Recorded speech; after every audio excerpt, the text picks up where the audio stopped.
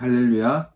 오늘 하루도 주님의 은혜와 평강이 여러분 가운데 가득 넘치기를 바랍니다. 오늘 기도회를 통해서 기도와 말씀으로 무장해서 은혜로운 하루, 승리하는 하루 되시기를 바랍니다. 사도신경으로 우리의 신앙을 고백하겠습니다. 전능하사 천지를 만드신 하나님 아버지를 내가 믿사오며 그 외아들 우리 주 예수 그리스도를 믿사오니 이는 성령으로 잉태하사 동정녀 마리아에게 나시고 본디오 빌라도에게 고난을 받으사 십자가에 못 박혀 죽으시고 장사한 지 사흘 만에 죽은 자 가운데서 다시 살아나시며 하늘에 오르사 전능하신 하나님 우편에 앉아 계시다가 저리로서 산자와 죽은 자를 심판하러 오시리라. 성령을 믿사오며 거룩한 공예와 성도가 서로 교통하는 것과 죄를 사하여 주시는 것과 몸이 다시 사는 것과 영원히 사는 것을 믿사옵나이다. 아멘.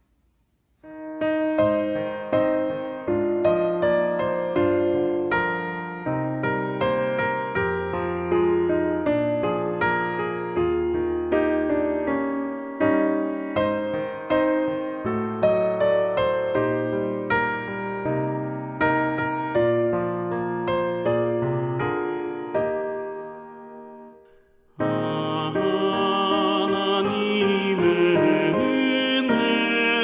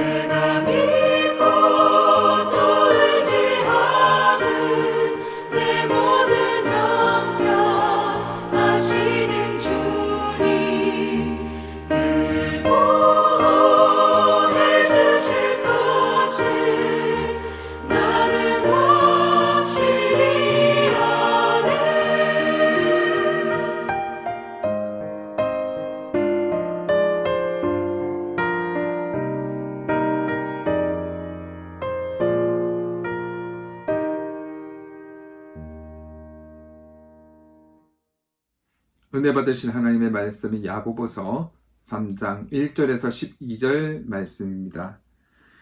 내 형제들아, 너희는 선생된 우리가 더 큰 심판을 받을 줄 알고 선생이 많이 되지 말라. 우리가 다 실수가 많으니 만일 말에 실수가 없는 자라면 곧 온전한 사람이라 능히 온몸도 굴레 씌우리라. 우리가 말들의 입에 재갈 물리는 것은 우리에게 순종하게 하려고 그 온몸을 제어하는 것이라. 또 배를 보라. 그렇게 크고 광풍에 밀려가는 것들을 지극히 작은 키로써 사공의 뜻대로 운행하나니 이와 같이 혀도 작은 지체로 돼 큰 것을 자랑하도다. 보라, 얼마나 작은 불이 얼마나 많은 나무를 태우는가. 혀는 곧 불이요 불의의 세계라. 혀는 우리 지체 중에서 온몸을 더럽히고 삶의 수레바퀴를 불사르나니 그 사르는 것이 지옥불에서 나느니라. 여러 종류의 짐승과 새와 벌레와 바다의 생물은 다 사람이 길들일 수 있고 길들여 왔거니와 혀는 능히 길들일 사람이 없나니 쉬지 아니하는 악이요 죽이는 독이 가득한 것이라. 이것으로 우리가 주 아버지를 찬송하고 또 이것으로 하나님의 형상대로 지음을 받은 사람을 저주하나니 한 입에서 찬송과 저주가 나오는도다. 내 형제들아, 이것이 마땅하지 아니하니라. 샘이 한 구멍으로 어찌 단물과 쓴 물을 내겠느냐. 내 형제들아, 어찌 무화과 나무가 감람 열매를 포도나무가 무화과를 맺겠느냐. 이와 같이 짠 물이 단물을 내지 못하느니라. 아멘. 우리 잠시 기도하겠습니다. 사랑이 많으신 주님, 감사합니다. 오늘도 좋은 하루 허락해 주시고 우리가 오늘도 말씀과 기도로 하루를 시작할 수 있게 해주심을 감사드립니다. 우리의 삶 속에서 항상 주님께 예배하고 기도함이 습관되게 하여 주시고 주님이 원하시는 방향으로 주님의 길을 따라갈 수 있도록 인도하여 주시옵소서. 주님, 정말 우리가 하나님이 기뻐하시는 뜻대로 순종하며 나가길 원합니다. 기도로 불태우는 우리 삶이 되게 하여 주시옵소서. 주님, 우리 교회가 세상 가운데 사명 책임 잘 감당할 수 있도록 도와주시고 사랑과 성령이 충만한 교회가 되고 성도가 한마음으로 어둠의 세력 물리치고 믿음의 길을 정진할 수 있도록 은혜 부어 주시옵소서. 코로나로 인해서 어려움 겪고 있는 성도들 주님께서 붙들어 주시고 하루속히 코로나가 종식될 수 있도록 주여 도와주시옵소서. 이 시간 부족한 종의 말씀을 들고 섰습니다. 말씀 가운데 기름 부어 주시고 성령으로 붙들어 주시고 증거되는 말씀에 능력을 부어 주시옵소서. 듣는 성도들의 귀가 열리게 해주시고 말씀 따라 살 수 있도록 인도하여 주시옵소서. 시종을 주님께 맡겼고 감사드리며 우리 주 예수 그리스도의 이름으로 기도드립니다. 아멘. 할렐루야. 오늘도 좋은 날입니다. 오늘은 야고보서 3장 1절에서 12절 말씀을 근거로 해서 혀를 제어하라, 혀를 제어하라, 이런 제목으로 함께 은혜를 나누겠습니다. 오늘 본문은 성도들의 신앙생활에 있어서 아주 중요한 말에 관련된 주제입니다. 총 3부분으로 나뉘어집니다. 한 부분씩 중요한 부분을 통해서 우리 마음판에 그 말에 대한 부분이 새겨지기를 바랍니다. 첫 번째로 1절에서 2절 말씀인데 선생과 말의 영향력에 대해서 말씀하고 있습니다. 요즘 젊은이들이 가장 선호하고 하고 싶은 일이 무엇인지 아십니까? 제가 하루는 회사에 있던 대학 갓 졸업한 직원분에게 물어봤습니다. 혹시 나중에 뭐가 되고 싶으세요? 이렇게 물어보니까 그분이 뭐라고 하냐면은 저는 유튜버가 되고 싶습니다. 이렇게 이야기를 하는 겁니다. 요즘 유튜브로 부업하는 분들이 많아지고 있어요. 제 아들 여호수아도 저한테 이런 이야기를 합니다. 아빠, 요즘 내 친구들은 게임으로 유튜브를 한대. 그렇습니다. 요즘은 유튜버가 되는 것을 소망하면서 살고 있는 것 같습니다. 하지만 야고보서 당시 사람들에게 제가 당신은 뭐가 하고 싶으세요? 이렇게 묻는다면은 그 당시 사람들은 아마 자연스럽게 선생이 되고 싶습니다 라고 이야기를 했을 것입니다. 당시에는 선생이라는 직업이 가장 선호하는 직업이었어요. 선생이 되기를 소망하고 선생 되기를 동경하면서 살았습니다. 그러다 보니까 자연스럽게 많은 사람들이 선생이 되려고 노력을 했습니다. 많은 사람들이 함께 한다는 것은 무슨 의미입니까? 자격과 소양이 갖춰진 사람도 있지만 자격과 소양이 없는 사람들도 그 일을 함께 나아갔고 그 일을 행했다는 것입니다. 그런데 문제가 무엇입니까? 당시 교회 안에 선생들, 특별히 말씀을 가르치는 사람들 중에서 소양과 인격, 자질이 되지 않았던 사람들이 자신의 생각을 가르치기 시작했고 자신의 말을 하기 시작하면서 하나님의 말씀과 진리가 변질되어지는 것입니다. 그래서 성경은 이렇게 말씀하고 있죠. 너희는 1.1획이라도 더하거나 빼지 말라. 그리고 하나님이 정해주신 법 안에서 벗어나지 말라. 이만큼 선생은 아주 막중한 책임이 있는 것입니다. 이러한 배경 아래 야고보는 본문 1절에서 말씀하고 있습니다. 내 형제들아 너희는 선생된 우리가 더 큰 심판을 받을 줄 알고 선생이 많이 되지 말라. 무슨 말씀입니까? 교회에서 가르치는 직분이 반드시 필요합니다. 하지만 아무나 경솔하게 그 직분을 맡으려고 해서는 안 된다는 사실을 강조하고 있는 것이지요. 그들에게는 더 큰 심판이 있을 거라고 말씀하기 때문입니다. 왜 그렇습니까? 선생과 교사의 말 한마디로 인해서 하나님의 말씀이 바르게 선포될 수 있습니다.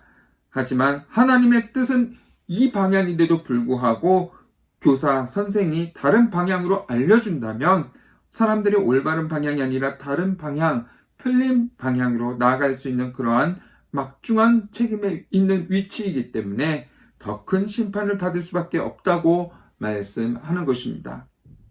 저는 이러한 것에 참 많이 공감하고 있고 그래서 저의 모습을 또다시 돌아보게 하는 본문인 것 같습니다. 제가 여기에서 주목하고 싶은 표현이 있습니다. 1절 말씀입니다. 내 형제들아 너희는 선생된 우리가 더 큰 심판을 받을 줄 알고 선생이 많이 되지 말라. 여기 말씀 보면은 너희는 선생된 우리가 라고 말씀하고 있죠. 지금 야고보는 선생된 너희가 똑바로 해야 해 라고 이야기하는 것이 아니라 선생된 우리가 더 큰 심판을 받게 된다고 말하면서 그 책임 앞에 자기를 떼어놓지 않는 모습을 보여주고 있는 것입니다.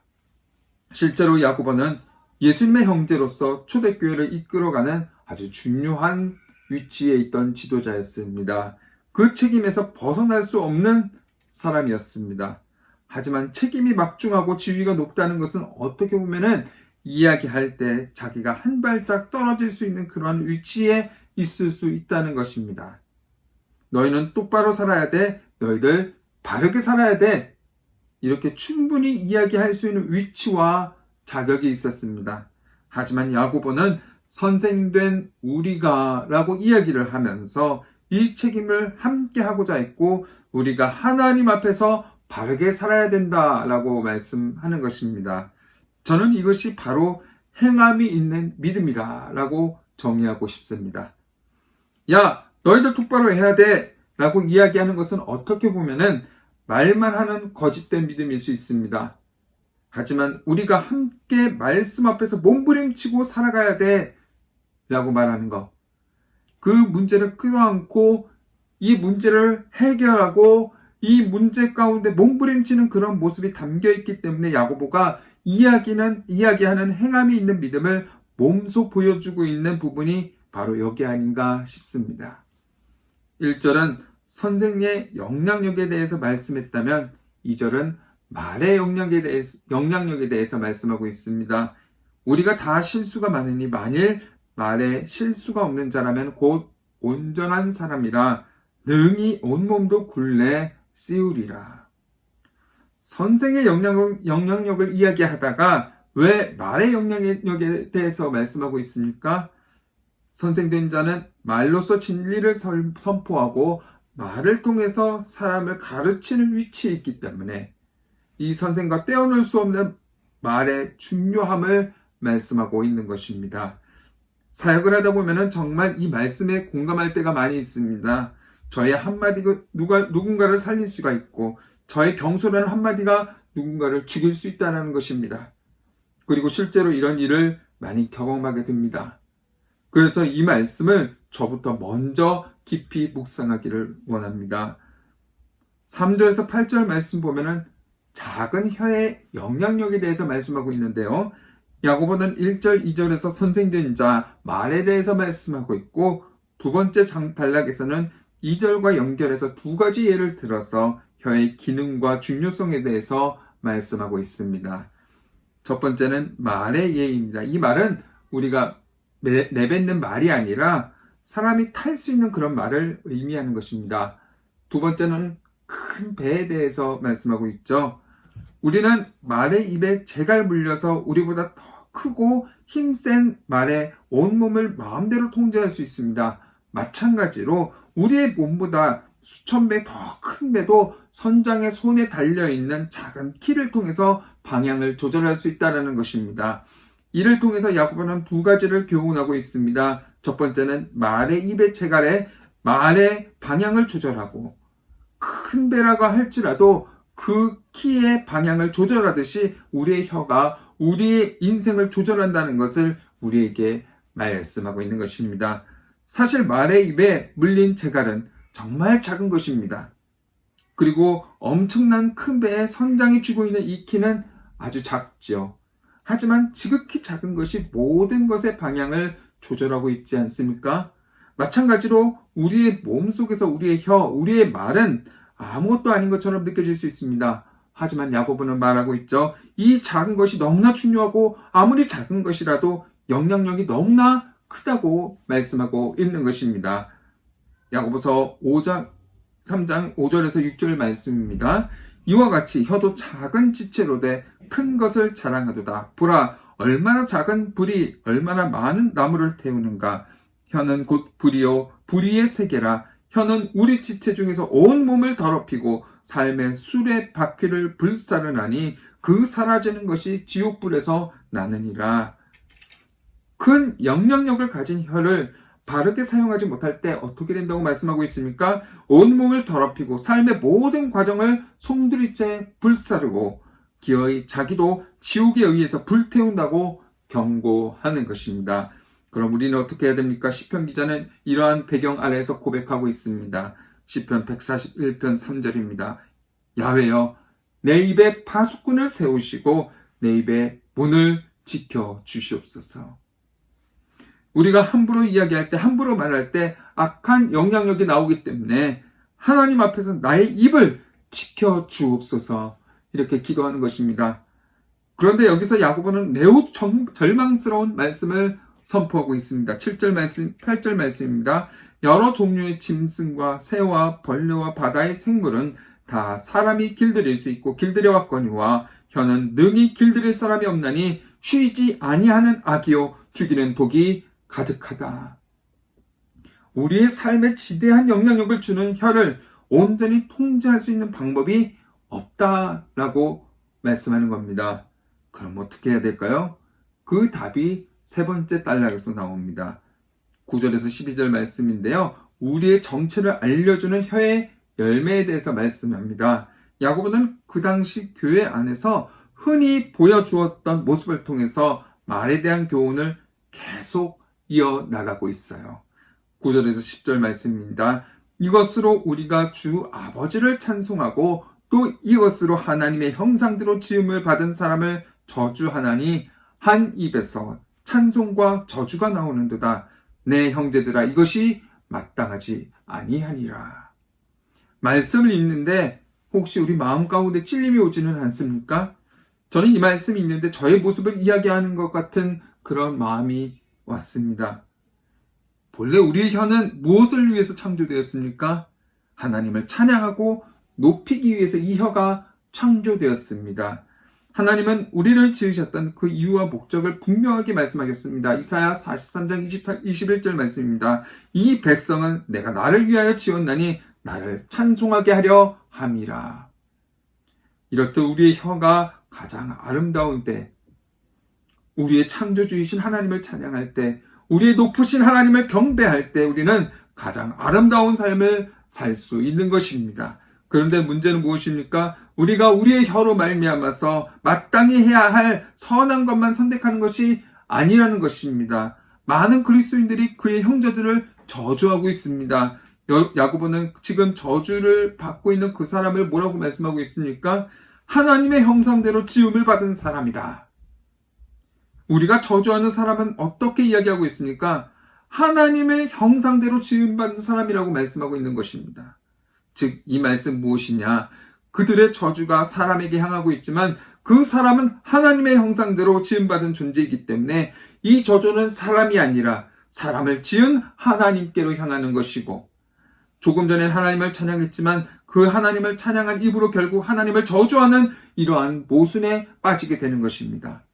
이런 모순점을 보여주면서 두 가지 예를 드는데요. 먼저는 샘의 물, 그리고 과실의 열매를 말씀하고 있습니다. 그 말씀 통해서 하고자 하시는 말씀이 무엇입니까? 너희는 하나만 선택하라는 것입니다. 여기 저에게 얼음물이 있습니다. 제가 이것을 마시면요, 시원하다. 깨끗하다. 근데 두 번째로 마셨어요. 똑같은 물을 마셨는데, 써. 왜 이렇게 쓰지? 마실 수가 없어. 이런 말이 나올 수 있겠습니까? 그럴 수가 없는 것입니다. 마찬가지로 나무가 있는데 그 나무가 열매를 맺는데 이 나무와 상관없는 열매를 맺을 수가 있습니까? 아닙니다. 맺을 수가 없습니다. 그러면서 야고보는요, 먼저 우리에게 말씀하는 겁니다. 너희는 한 가지만 선택해라. 좌지우지하지 말고 하나만 선택하라 라는 말씀입니다. 왜? 한 물에서 단맛과 짠맛을 낼 수가 없는 것이고 한 나무에서 여러 열매가 열릴 수 없는 것처럼 우리의 삶 가운데서 여러 가지 모습이 보여지면 안 된다라고 말씀하는 것입니다. 그리고 이 모습을 통해서 우리에게 주는 또 한 가지 교훈이 있죠. 사람의 말을 들어보면 이 사람의 존재가 어떤 존재인지 분명히 알 수가 있습니다. 열매를 보면 이 나무가 어떤 나무인지 알 수 있듯이 우리의 말을 보면 우리가 아무리 우리 자신을 꾸민다 해도 우리의 기품 속에 무엇이 들어있는지 진짜 모습이 드러나게 된다는 사실입니다. 마태복음 12장 34절에서 35절 말씀입니다. 독사의 자식들아, 너희는 악하니 어떻게 선한 말을 할 수 있느냐? 이는 마음에 가득한 것을 입으로 말함이라. 선한 사람은 그 쌓은 선에서 선한 것을 내고 악한 사람은 그 쌓은 악에서 악한 것을 내느니라. 즉, 우리의 말은 우리의 마음속에 있는 것을 보여준다라고 말씀하는 것입니다. 우리의 혀는 사람이 통제할 수가 없습니다. 하지만 우리의 말은 우리의 마음속에 있는 것을 드러내기 때문에 이것은 우리에게 희망이 될 수 있고 우리 믿음의 사람이 어떻게 살아가고 어떻게 말을 할 수 있는지 그 방법과 비밀을 알려주는 것입니다. 우리 믿음의 사람이 어떻게 살아가는지 그런 것을 정말 모습을 통해서 나타낼 수가 있는 것입니다. 우리가 바른 말을 하고 우리가 하나님을 찬양하는 삶을 위해서 해야 하는 방법, 우리의 마음에 하나님의 선을 채워야 되는 것입니다. 누구를 통해서요? 성령님을 의지해서. 마태복음 12장 34절에서 말씀합니다. 마음에 가득한 것을 입으로 말함이라. 따라서 우리가 하나님을 찬양했다가 욕을 했다가 이중적인 모습으로 사는 것은 실제로 우리 마음속에 더러운 것이 가득하기 때문에 그런 일이 행해지게 된다는 것입니다. 따라서 오늘 하루 야고보는 우리에게 권면하고 있습니다. 너는 마음속에 하나님의 말씀, 성령 충만하여 성령의 동행하심을 따라서 혀는 길들일 수 없지만 우리의 마음속에 있는 것이 입 밖에 나오므로 너희는 하나님을 가득 채우는 삶, 너희 말을 하나님의 선한 것으로 쌓고 이 말이 우리의 인생을 이끌어가니 우리의 삶은 이러한 삶으로 나가야 된다고 우리에게 힘있게 권명하고 있는 것입니다. 저와 여러분은 지금 어떤 말을 하고 살아가고 있습니까? 중요한 것은 그 말이 우리의 마음속의 상태를 드러내주고 있는 것이고 우리가 내뱉는 말을 통해서 우리의 인생의 방향이 결정되어지는 것입니다.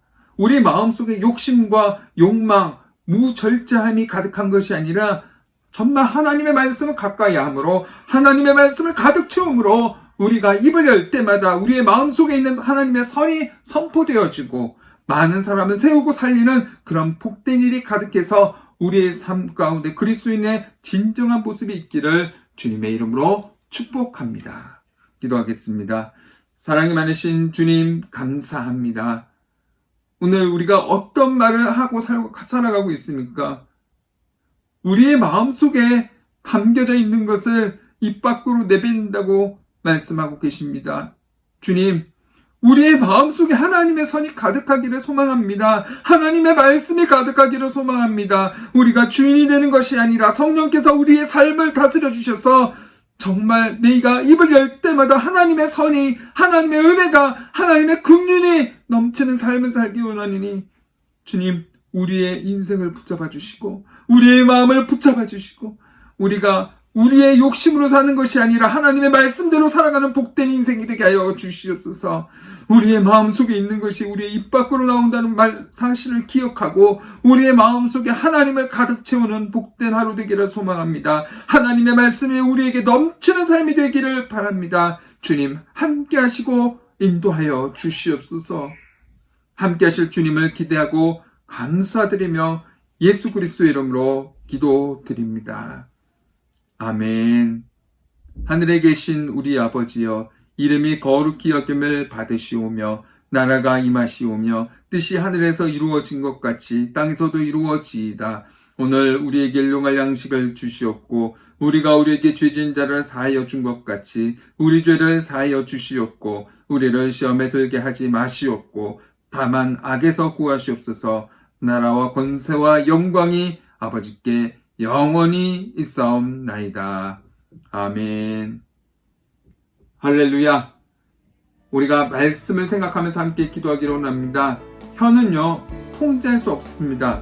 하지만 하나님의 말씀을 가득 채울 때 우리는 하나님의 말씀을 담대히 선포할 수가 있습니다. 이 말씀 기억하면서 하나님의 말씀을 소유하면서 하나님의 것을 선포하는 우리가 되게 하여 주시옵소서. 이렇게 기도하는 저와 여러분이 되기를 바랍니다. 우리 교회를 위해서 기도해 주시고 담임 목사님 위와 모든 사역자들을 위해서 기도해 주시고 생각나는 성도들을 위해서, 아픈 성도들을 위해서, 여러 가지 문제 있는 성도들을 위해서 기도해 주시기 바랍니다. 진로의 문제, 직장의 문제를 갖고 있는 성도들을 위해서 기도해 주시고 그리고 특별히 각자의 기도 제목을 위해서 함께 통성으로 주여 삼창하시고 기도하겠습니다. 주여, 주여, 주여. 하나님 많으신 주님 감사합니다.